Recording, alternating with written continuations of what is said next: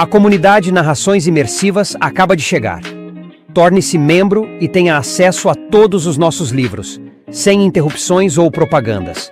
E em formato de MP3, ouça diretamente da nossa plataforma no Hotmart. Por menos de uma Coca-Cola por mês, você assina nossa comunidade e apoia diretamente nosso trabalho. Não perca mais tempo e venha curtir mais uma forma de ouvir narrações imersivas. Link para assinar a comunidade na descrição ou no primeiro comentário fixado. Fique agora com mais um episódio imersivo.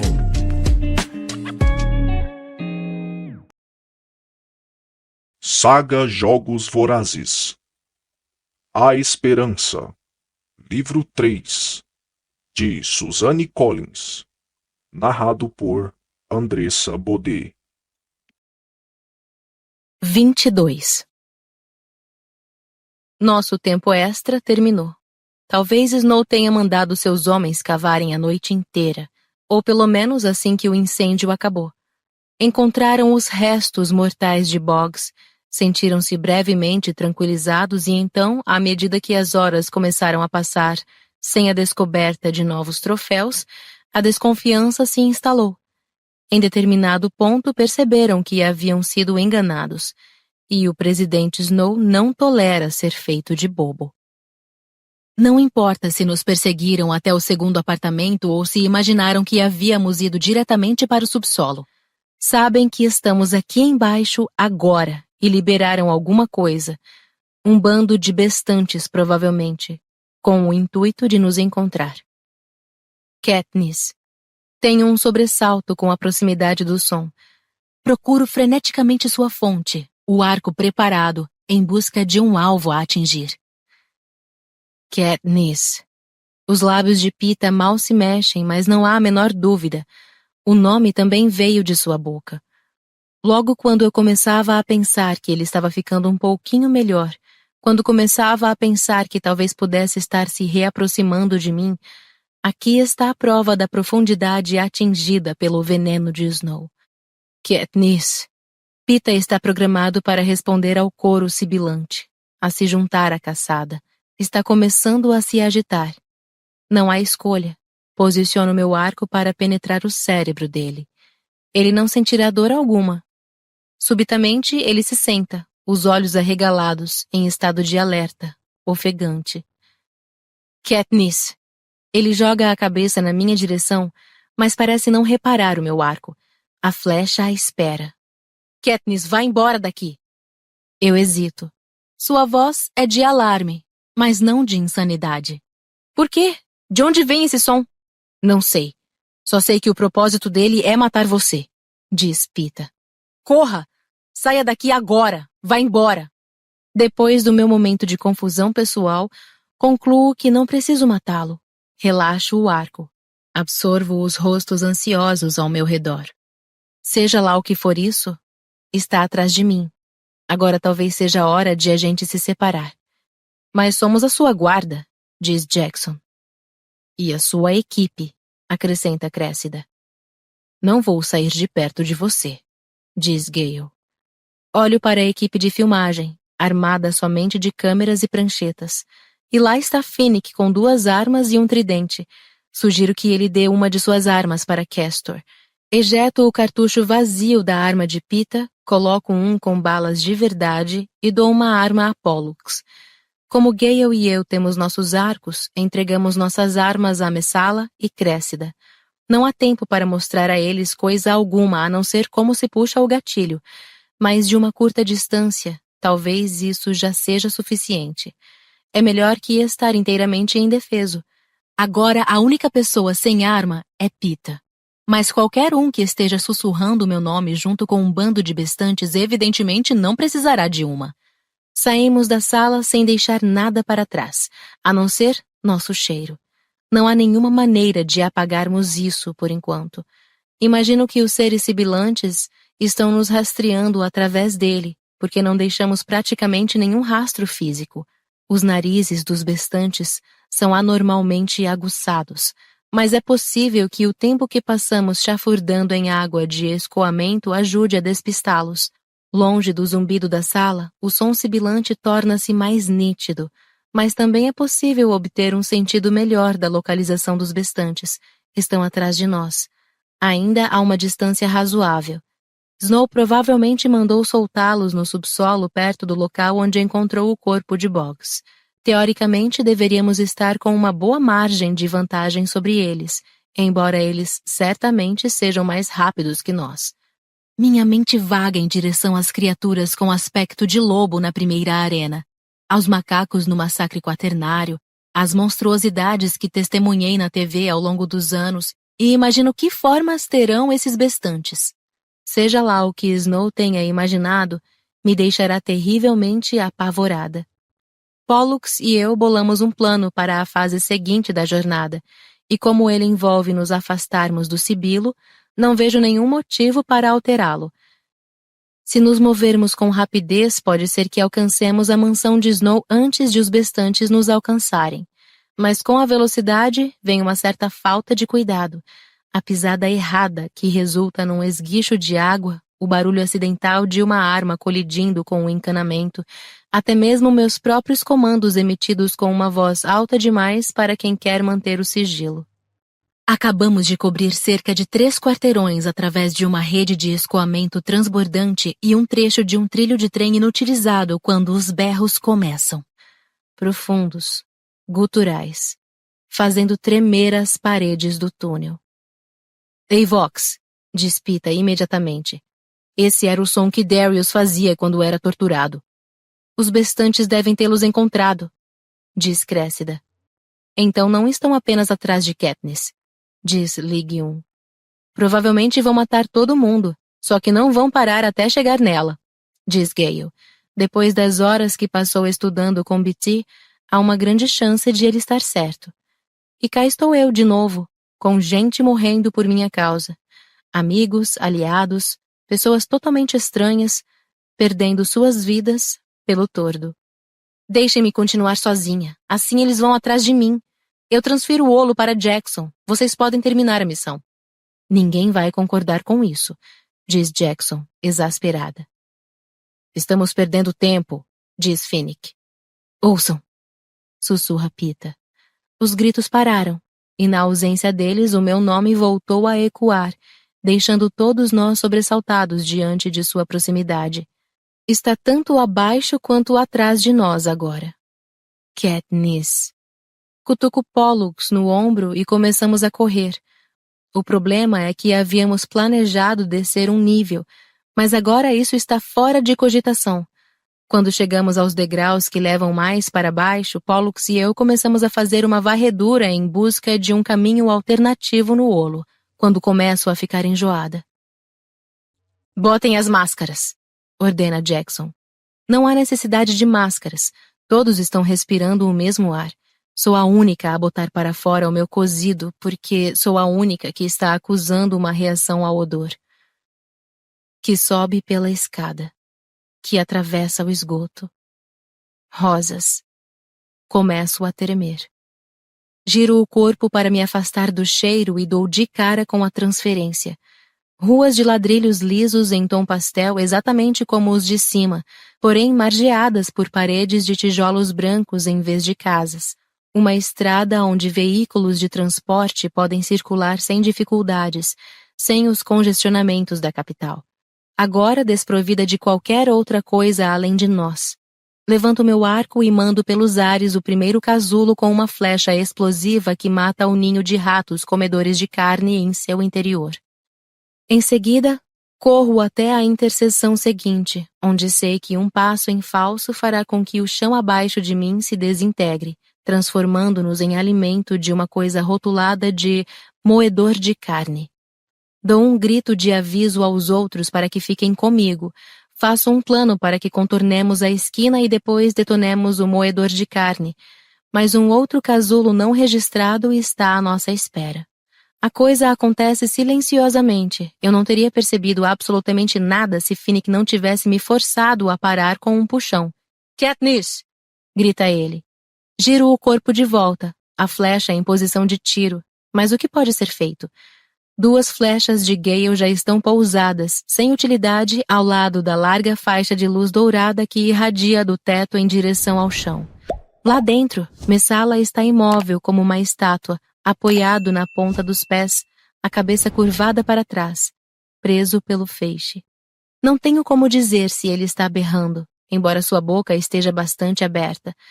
Nós observamos, absolutamente impotentes, a carne escorrer de seu corpo como cera. Não dá para ajudá-lo. Pita começa a empurrar as pessoas para frente. Não dá! Surpreendentemente, ele é o único ainda em condições de nos fazer sair dali. Não sei por que ele mantém o controle quando deveria estar se preparando para arrebentar os meus miolos, mas isso pode acontecer a qualquer minuto. Com a pressão de sua mão contra meu ombro, virou as costas para a coisa aterradora que é Messala. Forço os meus pés a seguirem em frente com rapidez, com tanta rapidez que mal consigo frear o corpo antes de chegar na interseção seguinte. Uma torrente de balas proporciona uma chuva de reboco para todos os lados. Torço a cabeça de um lado para o outro, procurando casulo até que me viro e vejo o esquadrão de pacificadores marchando pela transferência em nossa direção. Como o casulo moedor de carne está bloqueando nosso caminho, não há nada a fazer a não ser atirar de volta. Eles têm um contingente 2 vezes maior do que o nosso, mas ainda temos 6 membros originais do Esquadrão Estrela que não estão tentando correr e atirar ao mesmo tempo. Peixes num barril, penso, enquanto manchas vermelhas surgem em seus uniformes brancos. 3/4 deles já estão caídos e mortos quando outros começam a surgir da lateral do túnel. O mesmo pelo qual me joguei para me afastar do cheiro, dos... Aqueles ali não são pacificadores. Eles são brancos, possuem 4 membros, têm mais ou menos o tamanho de um ser humano adulto, mas as comparações param por aí. Nus, com longos rabos reptilianos, costas arqueadas e cabeças protuberantes. Como um enxame, investem contra os pacificadores, vivos e mortos, grudam as bocas em seus pescoços e arrancam as cabeças com capacete e tudo. Pelo visto, possuir um pedigree da capital é tão inútil aqui quanto era no 13. Ao que parece, os pacificadores levam apenas alguns segundos para serem decapitados. Os bestantes jogam-se de barriga e correm de 4 atrás de nós. Por aqui! Grito abraçando a parede e dando uma guinada brusca para a direita para evitar um casulo. Quando todos se juntam a mim, atiro na interseção e o moedor de carne é ativado. Imensos dentes mecânicos invadem a rua e mastigam o ladrilho até transformar tudo em pó. Isso deveria impossibilitar qualquer tentativa dos bestantes de nos seguir, mas não tenho tanta certeza. Os bestantes lobos e os bestantes macacos que conheci podiam saltar uma distância incrivelmente grande. O coro sibilante queima meus ouvidos, e o fedor das rosas faz as paredes girarem diante de meus olhos. Agarro o braço de Pollux. Esqueça a missão. Qual é o caminho mais rápido até a superfície? Não há tempo para verificar o olo. Seguimos Pollux por mais ou menos 10 metros ao longo da transferência e atravessamos uma passagem. Percebo que o ladrilho transforma-se em concreto e que estou rastejando por um sistema de escoamento apertado e mal cheiroso em direção a uma saliência com mais ou menos 30 centímetros de largura. Estamos no esgoto principal. 1 metro abaixo, um caldo venenoso de dejetos humanos, lixo e detritos químicos borbulha. Partes da superfície do líquido estão pegando fogo, outras emitem nuvens de vapor de aspecto aterrorizante. Uma rápida olhada e você já sabe que, se cair lá dentro, jamais voltará. Movendo-se na saliência escorregadia com o máximo de rapidez que nossa ousadia permite, atingimos uma ponte estreita e a atravessamos. Num buraco na extremidade, Pollux dá um tapa numa escada e aponta ao poço. É isso, nossa saída. Um olhar de relance para nossa turma me diz que há algo estranho. Espere aí. Onde estão Jackson e Ligue 1? Ficaram no moedor para conter os bestantes, diz Holmes. O quê? Eu estou avançando para a ponte sem querer deixar ninguém nas mãos daqueles monstros, quando ele me puxa de volta. Não joga no lixo as vidas delas, Katniss. Não dá mais para elas. Olha só, Holmes indica o encanamento por cuja saliência os bestantes agora se arrastam rapidamente. Fique atrás de mim, grita Gale. Com suas flechas de pontas explosivas, ele despedaça as fundações da lateral mais extrema da ponte. O resto desaba numa pilha de destroços no exato momento em que os bestantes a alcançam. Pela primeira vez, dou uma boa olhada neles. Uma mistura de seres humanos e lagartos, e sabe-se lá mais o quê. Pele branca e firme de répteis salpicadas de sangue, mãos e pés com garras, seus rostos um misto de características conflitantes, sibilando, berrando meu nome agora enquanto seus corpos se contorcem com fúria, debatendo-se com rabos e garras, arrancando enormes pedaços uns dos outros ou de si mesmos com bocas grandes e espumosas, enlouquecidos pela necessidade de me destruir. Meu cheiro deve ser tão evocativo para eles quanto o deles é para mim. Mais ainda, porque apesar de sua toxicidade, os bestantes começam a se jogar no esgoto mal cheiroso. Do nosso lado da margem, todos abrem fogo. Escolho minhas flechas sem critério, mandando-as normais, com fogo ou explosivas em direção aos corpos dos bestantes. Eles são mortais, mas não parecem. Nenhum ser natural poderia continuar avançando com 2 dúzias de balas em seu corpo. Sim, podemos matá-los em determinado momento, só que eles são muitos. Uma fonte inesgotável que vaza do sistema de escoamento, nem sequer hesitando em se jogar no esgoto. Mas não é a quantidade deles que faz com que minhas mãos fiquem tão trêmulas. Nenhum bestante é do bem. Todos têm a intenção de causar algum dano a você. Alguns tiram sua vida, como os macacos. Outros, sua sanidade mental, como as teleguiadas. Entretanto, as verdadeiras atrocidades, as mais assustadoras, incorporam uma perversão psicológica elaborada para aterrorizar a vítima. A visão do bestante lobo com os olhos dos tributos mortos. O som dos gaios tagarelas replicando os torturados gritos de Prim. O cheiro das rosas de Snow misturado com o sangue das vítimas. Perceptíveis no esgoto. Suplantando inclusive esse mau cheiro. Fazendo meu coração disparar. Minha pele virar gelo, tornando meus pulmões incapazes de sugar o ar. É como se Snow estivesse respirando bem na minha cara, me dizendo que é hora de morrer. Os outros estão gritando para mim, mas não pareço ter capacidade de resposta. Braços fortes me levantam enquanto explodo a cabeça de um bestante cujas garras acabaram de ferir o meu tornozelo. Alguém bate o meu corpo com força na escada. Minhas mãos são jogadas contra os degraus, com ordens para que eu suba. Meus membros, rígidos como os de uma marionete, obedecem. O movimento faz com que meus sentidos voltem lentamente. Detecto uma pessoa acima de mim. Pollux. Pita e Cressida abaixo. Alcançamos uma plataforma. Mudamos para uma segunda escada. Degraus pegajosos de suor e bolor. Na plataforma seguinte, minha mente clareou e a realidade do que está acontecendo me acerta em cheio. Começo a empurrar freneticamente as pessoas escada acima. Pita, Cressida. Isso é tudo. O que foi que eu fiz? Abandonei os outros para enfrentarem o quê? Desço às pressas a escada quando uma das minhas botas dá um chute em alguém. Suba! Rosna Gale para mim. Volto novamente para cima, içando-o, focando a penumbra em busca de mais. Não! Gale vira o meu rosto para o dele e balança a cabeça. Uniforme rasgado, ferimento aberto no lado do pescoço. Ouve-se um grito humano da parte inferior. Tem alguém ainda vivo! Imploro. Não, Katniss. Eles não estão vindo, diz Gale. Só os bestantes. Incapaz de aceitar, direciono o foco de luz da arma de Cressida para o poço. Bem abaixo só consigo distinguir Finnick, lutando para se manter de pé enquanto 3 bestantes o atacam. Quando um deles puxa sua cabeça com força para trás com o intuito de dar a mordida da morte, ocorre uma coisa bizarra. É como se eu fosse Finnick, assistindo a imagens da minha vida passando em minha mente. O mastro de um barco, um paraquedas prateado, Megs rindo, um céu cor-de-rosa, o tridente de Biti, N em seu vestido de casamento, ondas batendo nas rochas. Em seguida, tudo se acaba. Puxo o olo de meu cinto e consigo cuspir as palavras. Cadeado, cadeado, cadeado. Eu o solto. Agacho-me contra a parede com os outros no exato momento em que a explosão destrói a plataforma e pedaços de bestante e carne humana são lançados do sistema de escoamento e caem em cima de nós como se fossem chuva. Ouve-se um clangor de metal quando Pollux joga uma tampa em cima da passagem e a lacra. Pollux, Gale, Cressida, Pita e eu. Somos tudo o que resta.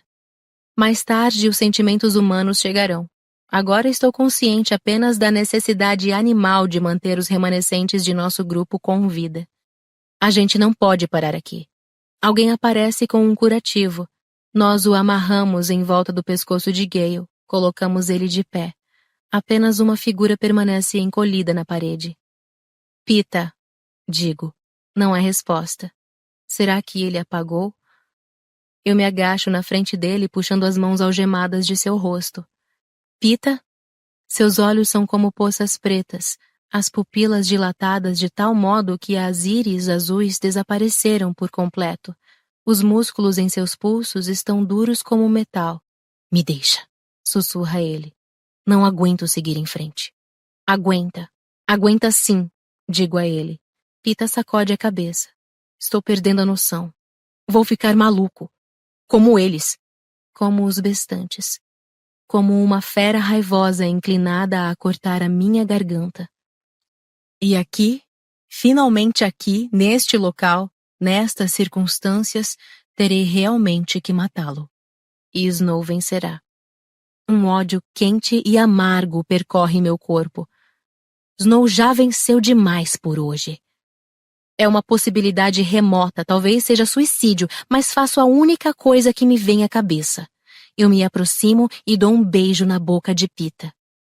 O corpo inteiro dele começa a tremer, mas mantenho meus lábios pressionados até ser obrigada a respirar.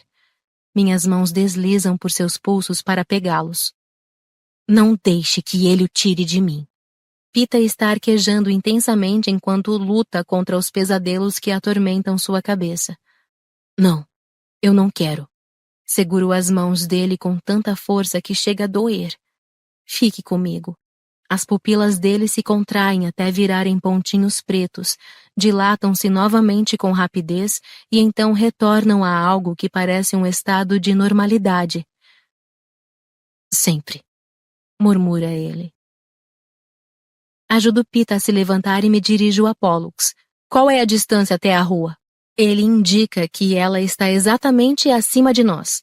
Subo a última escada e abro a tampa que dá na área de serviço de alguém.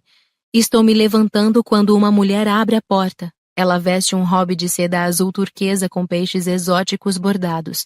Seus cabelos, cor de magenta, estão eriçados como uma nuvem e decorados com borboletas douradas. Gordura da salsicha parcialmente comida que ela está segurando mancha seu batom. A expressão em seu rosto diz que ela me reconhece. Ela abre a boca para gritar por ajuda. Sem hesitar, dou um tiro em seu coração.